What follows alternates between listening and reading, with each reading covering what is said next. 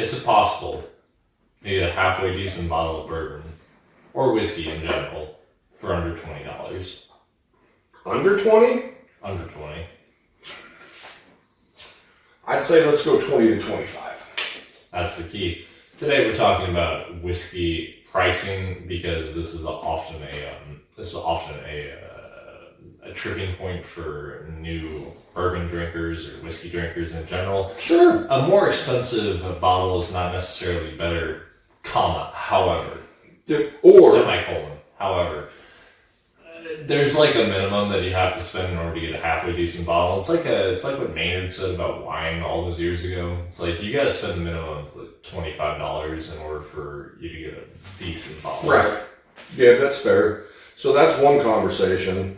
The other conversation is, why do I go shopping at different stores and see the same bottle for different prices? Mm-hmm. So those are two different questions, right? So let's go look at the first question first. Yeah, it costs money. It costs money. It's all this stuff is extremely expensive to produce. I mean, just off the top of my head, Lasso Motel, 18 year. Yeah. The youngest whiskey in this blend is 18 years old. There are people that watch this that are dating girls that are that age. Exactly. I'm sure. So, I mean, put that into perspective. I got a kid that's going to be 26 this year. Yeah. That's sat in the barrel for almost your entire life. That's crazy. It's a long time to be so it takes time. Everything's expensive. We've talked about this in other videos too. Stills are wildly expensive. Building brick houses wildly expensive. Cooperage wildly expensive. Which cooperage are the barrels, right? Wildly expensive. Maybe not wildly, but it's still expensive. Let's call it, I mean, on the low end, we'll call it $135 a barrel. On the low end, you get Kelvin cooperage and stuff like that, you could go up to $400 a barrel. So, yeah, the shit's expensive, and that's just, not to mention getting the grains, the milling of the grains. Having the right personnel. That can afford to live in a house or an apartment while they're distilling your product and putting into barrels that are then going to sit for anywhere from 4 to 20 years. The whiskey business is expensive. It's expensive. Yeah, it's a lot of money. So can you get good bottles that are inexpensive? Sure. They're going to 100% be from legacy distilleries. Generally in the $20 to $25 range. Yeah, and there's a few. I mean, just off the rip, the benchmark line. The benchmark line. From Buffalo Trace. Mm-hmm. Or the Old Forester 86 or 100 proof. Yep, Old Forester 86 100 proof, which is Brown Foreman. The old Granddad line, that's pretty affordable. That's from Jim Beam. Yeah, you can go in the weeded world. You're going to step up a little bit in price to the Maker's line, just because if people don't know, winter wheat costs more than corn or malted barley and stuff like that. So, now you're going from the 20, 25 to the, 35, right? But you're getting a different product. Definitely. Same thing with rye whiskey. Yeah, right. Well, even the Sazerac line. Regular Saz, 25, depending on your market, 25, $30. The Sazerac full proof that we have up there, I think it's 35 to 45, I forget. Just about. But it's not 40. It's pretty inexpensive. Yeah. All things considered for a barrel proof whiskey. Generally speaking though, unless you're going like legacy distiller, it's going to be extremely difficult to find a halfway decent bottle in the $20 to $25 range. Yeah, because let's be honest, if you're just looking to get ripped and you're buying that bottom shelf nonsense like Kentucky Deluxe that comes in the plastic jugs with a handle, or a cool grip section, right? You're buying vodka flavored with, that's flavored basically. Yeah, flavored vodka. Yeah, if it's flavored vodka. There might be... Otherwise known as neutral grain spirits. And there might be like 5% bourbon in there, sure. But they add colors and flavorings and shit. So you're not drinking bourbon. We're talking real American bourbon. real honest to God American bourbon. Yeah. So you can find stuff that's inexpensive. You know, the $20 to $30 range, the list is a lot shorter. Mm-hmm. You know, the $30 to $40 range, Much longer. opens up Elijah Craig's. You know, opens up the Larceny stuff. It opens up some of the Knob Creek stuff. But generally speaking, if you're going to get into this, you got to be okay spending anywhere between 20 and 40 just to get started. Just to get in, yeah. It's like buying a new car, Yeah. right? At some point, you got to be like, well, what's my budget? Mm-hmm. Mm-hmm. Because if you go to the Ram dealership and want a truck like I've got, right, a 2500 Cummins Mega Cab 4-wheel drive, and you're like, yeah, my budget's about $20,000. You're going to get laughed out of the dealership. And it's not going to be anything personal. It's Nothing just, personal. It's just it's that's not what it costs. right. It's just like if you're hunting whiskey and you're like, oh, you know, I want a Knob Creek 21, and you see it on the shelf, and you're like, oh, it's $280, and you're like, oh, I have $20. Mm-hmm. It's not going to work. It just doesn't. It's out of the budget. Yeah. So we talked about that. Let's talk about the other thing, because we've talked about it before. Why does whiskey cost what it costs at different stores? Generally speaking, with regards to whiskey stores or liquor stores in general, you'll have two tiers. There are either the big box stores, which everybody knows, Total Wine. In Texas, we got Specs, Bevmo in California, Costco, yes. Costco, the Sam's Clubs. Even like grocery stores in places that don't have as strict of like liquor Vegas, laws. yeah, Vegas. There's other states. Yeah, but you'll have the big box stores which have high volume, and then mom and pop shops. And mom and pop shops can range from like really cool shops like East Corey's in Las Vegas, or Magnums in Magnums in Arizona, in Phoenix, Arizona, or even locally here, Deb's. Yeah, Deb's. MB Liquor. Or that can include Baljeet's liquor stand, if you catch my drift. It could, yeah. So the gas station liquor store, you know what I mean? Yeah, let's talk about those. So talk to me. The big box stores, you have to understand, when you've got a company that has, let's conservatively say hundreds, if not thousands of stores. All across the United States. Correct. And you have to supply liquor for that store. As they used to say back in the day, you have a lot, let's put it this way, you've got a lot of buying power. Certainly. I was going to use a obscenity, but I'm not going to. I commend you for your restraint. Thank you. So you have a lot of buying power, because you're like, I got a lot of stores. I'm going to buy hundreds, if not thousands, if not hundreds of thousands of cases. They are then going to get a better price, shockingly, from the distributor. That's only because like the distribution is so much simpler to those big box stores, because like, we gotta send 1,000 of such and such to Total Wine. Yeah, and they've got 80 stores in the state they're in. So they send it to that distributor, and boom, it goes everywhere. So that's why at the big box stores, typically, you're going to find better pricing. Yeah, and just about everything is going to be MSRP. Yeah, and that's what it is in the whiskey world. You have MSRP, which is manufacturer suggested retail price. So you're going to have those kinds of stores. Then you're going to have kind of what I like to call like the middle stores, where your stores that do a lot of store picks, right? They're really popular. They move a lot of product, right? They're going to get not as good pricing, right, as the big box boys. But you could say they'll get decent pricing. Yeah. So if you walk into a store and it's, $5 to $10 over retail, let's say for whatever you're looking for, just assume that's their profit margin, right? And so you got those kind of stores. And then you got like the really small, guys that have one store, it's in a strip mall, right? Or it's just, and they buy so little that the distributors, and that's the thing people don't understand, the distilleries make all this shit. They have to sell it to the distributors. They have to. It's a 3-tier system in our country, right? Well, the distributors hold all the chips. So if you and I open a liquor store and we're like, hey, can we get a, whatever, case of Eagle Rare?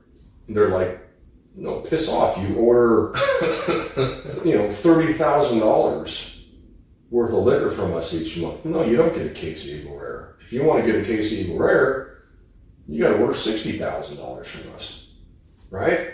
So that's where the game is played. Similar to how we get the very rare bottles from distributors, oftentimes, from what we know about the liquor business, you have to order like 800 cases of Fireball. Or 800 cases of Wheatley vodka.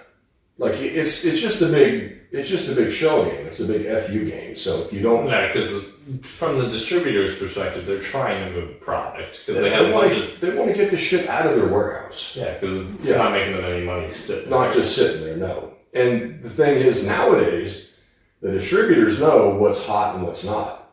So yeah, it's one of those things. If you want the hot stuff, you kind of got to play the game, right? Now. So if you got a little strip mall liquor store and they're charging what they're charging, 9 times out of 10, it's just because their prices are so jacked up from the distributor, they can't help it. They have to make a profit to stay in business. Then you get into sometimes the not so honest shopkeep. Call it the big ask from the shopkeep. Yeah. So in the industry, in the whiskey world, we kind of call them museums. So you'll have a store that's been around for 20 years, has a great relationship with the distributor, and they get all sorts of cool stuff. The problem is they know what the secondary market is. And for those of you just tuning in, the secondary market is the gray market of whiskey and liquor writ large. It is usually how the business works is some Yahoo will buy an ultra rare bottle at MSRP and then jack the price up an obscene amount in order to make a profit and put it on their Facebook or put it on their like Instagram. There's a couple pages. websites. There's a couple websites that are indicative of these secondary. Yeah, well, there's secondary websites that are legit. Yeah. That if you want that bottle of George T. Stagg from 2016, you can get it. Mm-hmm. It's just going to cost you $8,000. It's going to cost you a pretty penny. So those are legit. But then we're talking sort of more the lower end guys that may have ends at stores that'll buy stuff at retail and turn around and try to flip it. So I look at those stores as 2 ways. And they're called museums because the prices are so expensive that no one ever buys them. No one ever buys them. The really rare and interesting bottles. Right. And here's the problem. I kind of see the point. Of course. And I dealt with this at the store a lot. So you'd have people that knew, here's the thing, we'd have people that knew what we were getting, exactly when we were getting it and how much we were getting, before even the employees knew what we were getting, right? Which means they had an in somewhere. They had an in somewhere. And so they were coming and buying it at retail, right, as much as they could. And then they turn around, they flip it on secondary. So from some store owner's perspective, I get it, right? The markup on a bottle of whiskey in a store, 5, 10, 15, 20 bucks. That's standard, right? 20 on the high end. Very high, it's more going to be around that $10 range. That's what they're making per bottle. So I can see it from their perspective, because if you're going to sell stuff at retail to just the first come, first serve, right? And then people come in and they buy it, and then you go on the pages, right? Because most liquor store owners do, right? They want to see who's selling what. And all of a sudden they see it, T. O'Neill is offering a bottle of, Pappy 15 that he just paid $200 for at $2,000, it's like, well, that's a problem, right? Certainly. I made 10, if I'm the store owner, I made, 10, 15, 20 bucks off the bottle. You're going to make, 1,800 off the bottle. Like, well, that's not fair. So a lot of liquor store owners will price it at secondary just to weed out all the flippers. And the one thing I can say about that is for most of these types of stores, if you go in and you see a bottle and it's atrociously priced, you can kind of negotiate with them. In fact, they're expecting you to negotiate. They kind of expect it, unless they're just total dicks and they're like, no, that George T. Stagg's $1,500, take it or leave it. And you're like, okay, cool. I'll right. do it. But if you have, and that's the thing, if you have a relationship with those types of store owners, they know you're not flipping stuff, right? They know you're not posting crazy stuff online. So they're like, they'll make a deal with you. They're going to charge you through the nose. Sure. You're not getting it at MSRP. But, This is why our boy Isakuri was so remarkable, because even when he got really rare and interesting bottles, he would always charge like $5 or $10 above. Well, and he'd do the raffle. Yeah, he'd do the raffle. That's another thing that liquor stores do. If they get really unique and interesting bottles, they'll either charge you through the nose or they'll do a raffle at the end of the year. I prefer the raffle at the end. I kind of like the raffle because you get raffle tickets by spending money at their store, so the store owners win. Mm-hmm. You get a chance to pay at least MSRP or close to for something special if your ticket gets pulled. Now, to be fair, out of all the years I played that game, name never got called. Never hit it. Spent a lot of money, but that's okay. I got good whiskey That's just how it on is. top of it, so. Yeah, so you get those guys. So I understand while some people will charge atrocious prices just to get rid of the people that are going to buy something and then try to flip it. Because in the industry, I think that drives industry people more crazy than anything. No doubt. Those guys, and then secondly, like right behind them, are the allocated people. Do you have anything allocated? Fuck off. I can't stand that dude. And they don't spend any money in your store. They're just looking for special stuff and you don't have any, and then they just turn around and leave. Like, so to me, it was just easier. You have anything allocated? No. No, I don't. Bye-bye. Bye-bye. Meanwhile, I got shit, on the shelves that I'm like, dude, this shit's awesome, but I'm not going to tell you.